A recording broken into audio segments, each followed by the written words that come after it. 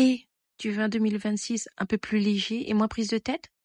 Allez, viens, va falloir s'activer pour rendre cela possible. Allez, je te propose une petite liste subjective de tâches qu'il faut faire avant ou au début de la nouvelle année, comme tu veux. Pourquoi pas commencer par le tri des documents qu'on a chez nous? Vas-y qu'on laisse traîner dans la corbeille à courrier ou sur une étagère ou encore comme moi sur la bibliothèque, là où il y a tous les livres et censé avoir que des livres.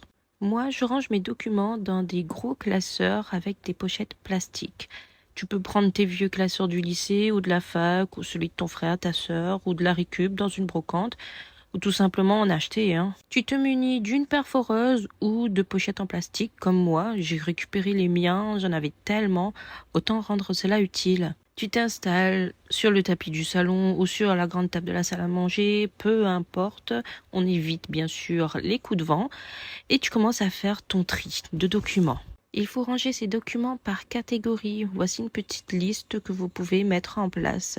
Par exemple, la banque, la CAF, une catégorie Pôle emploi, une catégorie pour la ou les voitures, une catégorie logement, une catégorie facture, garantie, pourquoi pas aussi les documents civils. Mais attention, il y a des documents qu'on peut se débarrasser et d'autres qu'il ne faut absolument pas jeter. Par exemple, vous avez les documents de la voiture ou des voitures, c'est à garder pendant toute la durée de la conservation du véhicule. Ou encore les documents civils, acte de naissance, contrat de mariage, jugement de divorce, tout ça, il faut le garder à vie. Je vous conseille d'aller jeter un œil sur le site officiel du gouvernement pour regarder la durée de conservation de certains documents.